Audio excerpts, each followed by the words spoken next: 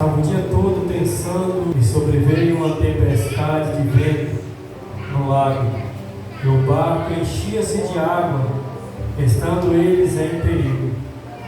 E chegando-se a ele, e despertando, dizendo: Mestre, mestre, estamos perecendo. E ele, levantando-se, repreendeu o vento e a fúria da água, e cessou-se e fez-se bonança. E disse-lhes: Onde está a vossa fé?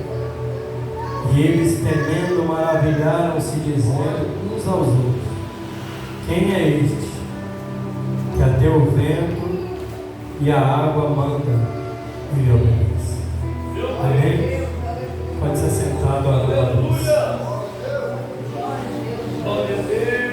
Irmãos, Deus, Ele é um Deus que Ele chama, capacita e envia a quem Ele escolhe. Deus, Jesus faz uma eleição a qual pastor nenhum na terra faria. Porque muitas vezes, quando um pastor quer pegar um obreiro, nos tempos de hoje, ninguém quer ter dor de cabeça para começar com ninguém do zero. A pessoa tem que saber pregar, tem que saber conhecer um pouco da palavra, cantar, orar. Mas eu vejo que Jesus aqui, Ele pega um desafio muito grande. Jesus pega um homem colérico que ao mesmo tempo deita no colo de Jesus. E passando instantes depois, esse mesmo homem pede fogo do céu para matar aqueles que estavam fazendo a obra. E Jesus fala: aquele que é por nós não é contra nós. Eles estão falando em nome de quem? Está falando em seu nome.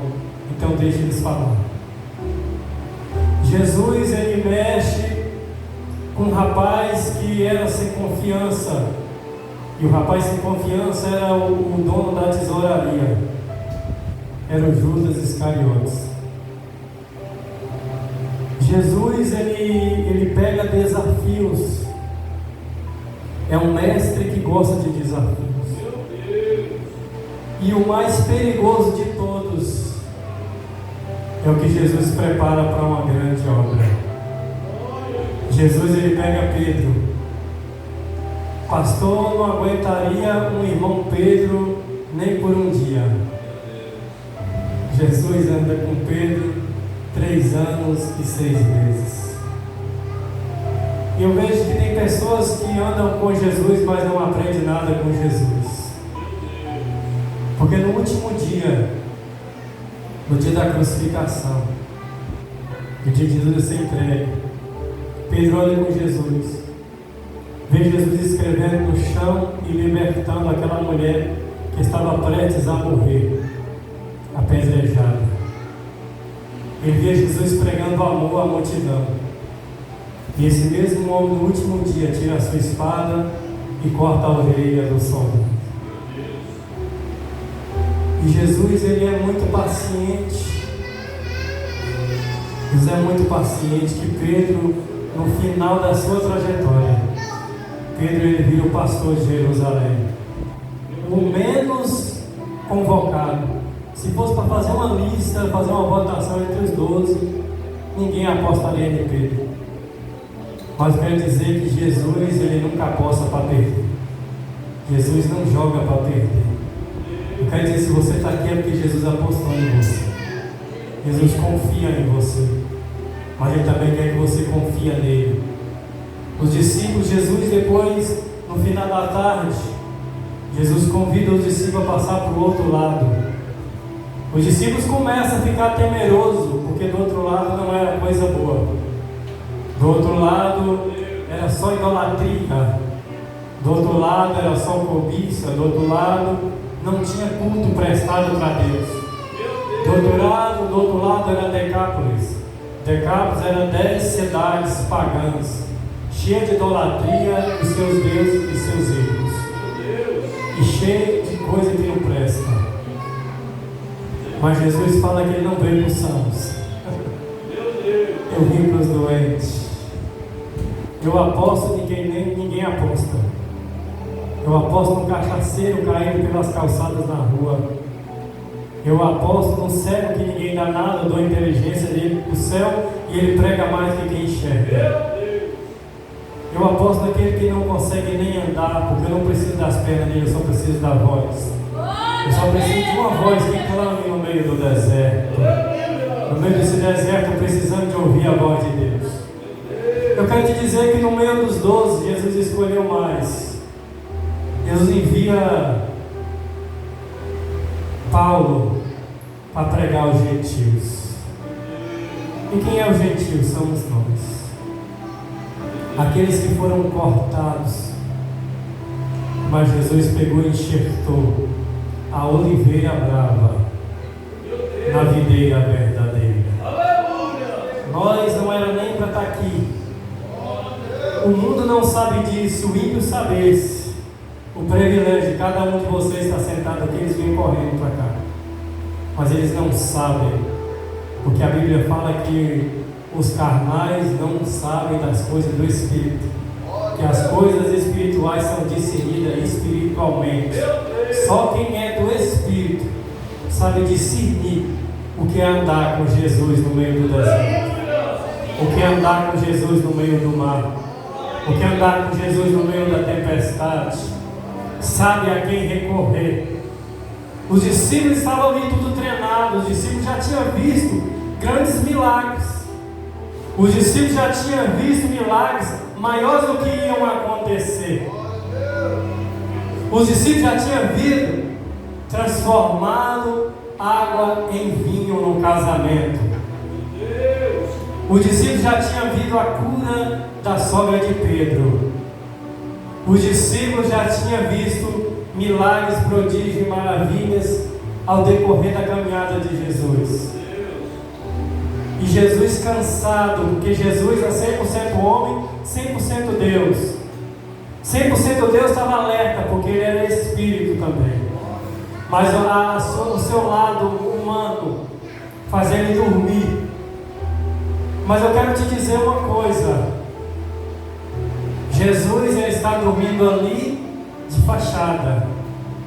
Jesus está dormindo ali porque ele quer. Ele estava cansado. Mas ele mesmo dormindo, ele está no controle de tudo. Porque ele não é qualquer um, ele é o verbo de Deus. Ele é a palavra que antes que houvesse dia, eu sou. E quem é que há de escapar das minhas mãos? Operando eu, quem impedirá? Esse era aquele que estava dentro do barco. Mas os discípulos não o conheciam.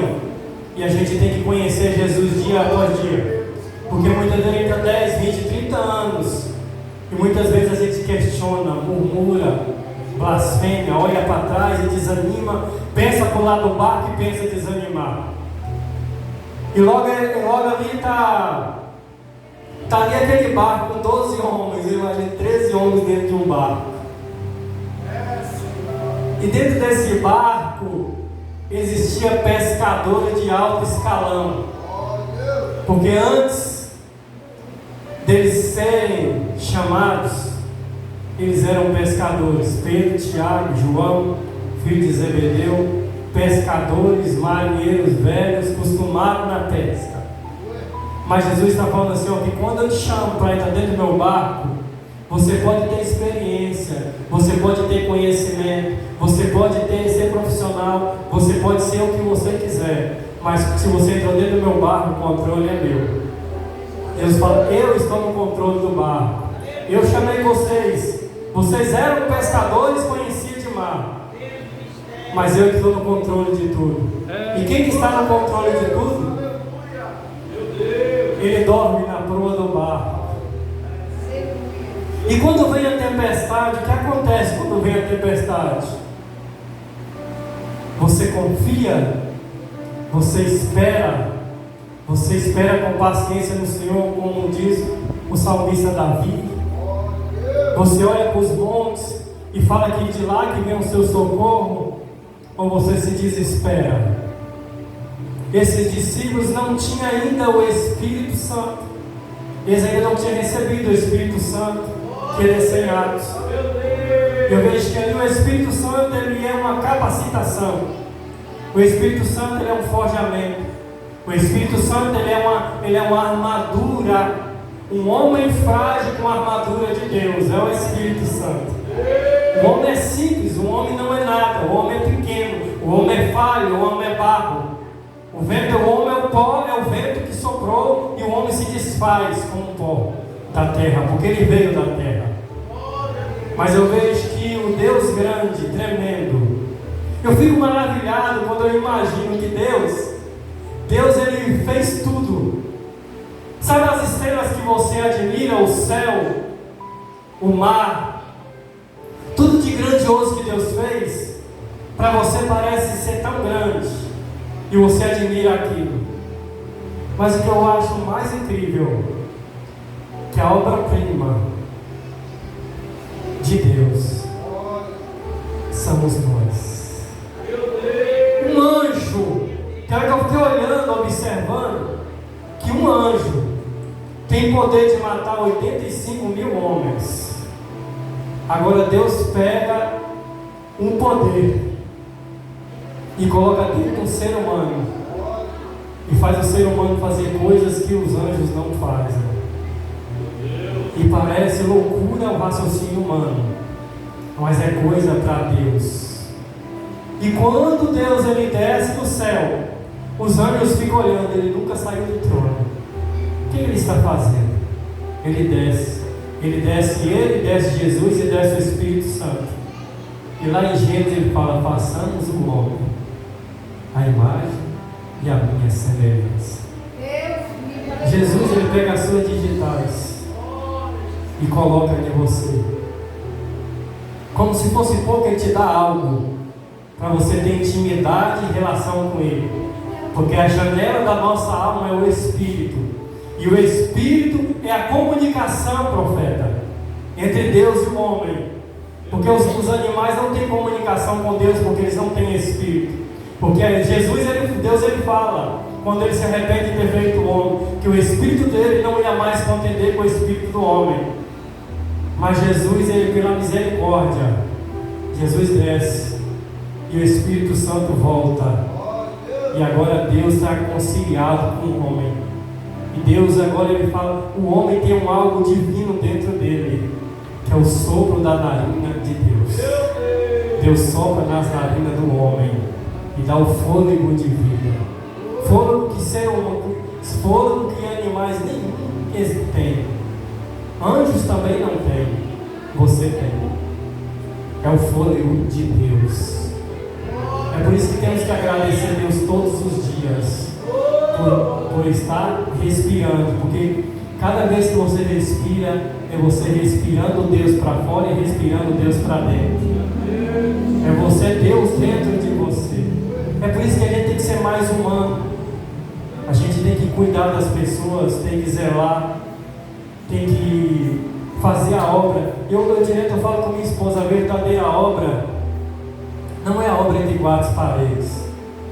Jesus me chamou para uma obra diferente. Uma obra que ele estava pregando um sermão na montanha. E falou que para a gente visitar aqueles que estão enfermos, aquele que está na prisão. Eu tive nu, ele fala dele simbolizando o ser humano. Eu tive nu e não me vesti, estive preso e não viesse me visitar, tive com fome e não me desse de comer. O que ele está falando do ser humano? Para a gente cuidar um do outro. Deus colocou a gente para cuidar um do outro, ter amor um pelo outro. Voltando aqui à palavra, para nós ganhar tempo. Então o vento se levanta, e aqueles que dominavam o mar não dominam mais nada. Porque toda vez, pastor, que o Senhor colocar no seu coração que você vai mexer com legião, vai mexer com demônios, vai mexer com cura, mistério, revelação, poder divino, cura, sinais e maravilhas, pode esperar que o inimigo ele vai se levantar. Que o inimigo ele não quer ver você cuidando de vidas, ele não quer ver você abraçando vidas, ele não quer ver você ganhando vidas. Ele vai calçar algum meio para tentar te paralisar. E no meio dessa caminhada o vento se levanta. Os discípulos esqueceram de tudo que Jesus fez. Uns queriam pular do barco, outros segurou pelo braço. Não, moço, pula Calma, nós ainda temos uma solução. Ah, que solução é essa? Era aquele ali, deitado ali. Você já viu tanto milagre que ele fez? Aí eles começam, eles estavam atemorizados, eles estavam horrorizados, eles estavam com medo, eles estavam tremendo, porque o mar já estava entrando dentro do barco. E Jesus podia acordar, mas Jesus não acorda. Sabe por que Jesus não acorda? Porque Jesus ele quer ver a sua fé no meio da tempestade. No meio da tempestade ele quer ver se você confia ou não confia. No meio da tempestade ele quer ver o que ele colocou na sua mão. Depois, quando as coisas estiverem dando errado, se você vai continuar fazendo. Porque ele fala que quando ele coloca na mão, ele garante. Ele colocou na mão daqueles discípulos. Aqueles discípulos estavam tudo escolhidos para ser pastores. Só que eles não sabiam, era um teste. E nesse teste, eles falharam, não sobrou ninguém para levantar a voz. Não, eu não vou atemorizar, eu não vou ficar com medo, porque o mestre está ali.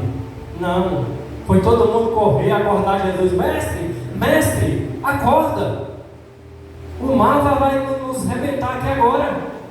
Aí Jesus, eu vejo que Jesus, ele um olho assim, meio sono assim, me enxergando, meio turvo, e aquele mar se levantou. Jesus falou o quê? A calmaria. Eu fico impressionado com a calmaria de Jesus. Meu Deus.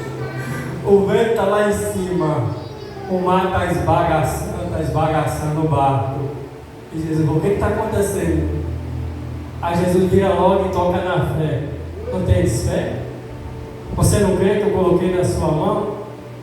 Se eu coloquei na sua mão, eu garanto. Você está preocupado com o quê? O projeto, antes de chegar no seu coração, já estava no coração de Deus. Sabe que essa igreja está aberta porque é um projeto de Deus. E por que ela está de pé? Porque Jesus falou para Pedro que sobre ti eu edificarei a minha pedra, e o inferno não ia prevalecer contra ela. Não adianta o inimigo se levantar, não adianta nada, porque Deus está no controle de tudo. E os discípulos acordam Jesus. Jesus levanta, vai na proa do barco, levanta e fala: cala-te, mar. Fica quieto aí, vento. Você imagina? Que cena é essa? Que hora que eu fiquei pensando, passa um filme na minha cabeça. Aí depois, Jesus acaba de falar, tudo vira piscina. Para tudo. Aí eles falam: cadê a tempestade? Aí eles ficam atemorizados, um olhando para o outro, trêmulo, gelado. Aí um vira e fala para o outro: quem é esse? Que até o vento e o mar me obedecem. Vocês têm que confiar. Jesus falou o que fazer. Calma, tenha paciência. Ele disse que está no controle. Lá em Mateus 6, 26, ele fala que as aves não plantam, não colhem, não fiam e nem juntam celeiro. Eu, todavia, eu tenho cuidado delas. Elas acordam, não sabem nem como vai ser seu amanhã. Elas não passam fome, elas comem, elas dormem, elas deitam e descansa no Senhor. Sabe o que Deus está falando hoje para você? Descansa no Senhor. Fica tranquila, fica tranquilo. Que Deus fala: eu estou cuidando de tudo, você é meu. Você é meu e eu cuido dos mínimos detalhes, porque eu sou Deus. Deus manda você acalmar o seu coração e descansar. Descanse. Ele está no controle de tudo. Eu gostaria de estar convidando a minha esposa para estar louvando comigo. É uma palavra breve, é uma palavra que Deus colocou no meu coração, para você parar de tribulação na mente, no coração. Não deixa nada atrapalhar a sua mente. Usa as armaduras de Deus. Aleluia! Sabe por que Paulo ele não morreu no meio da caminhada? Paulo não morreu na caminhada porque ele tinha guardado a fé. Que no final, lá em Timóteo, segundo Timóteo, ele fala: combati o bom combate, encerrei a carreira e guardei a fé. Nós temos que ter fé e confiança.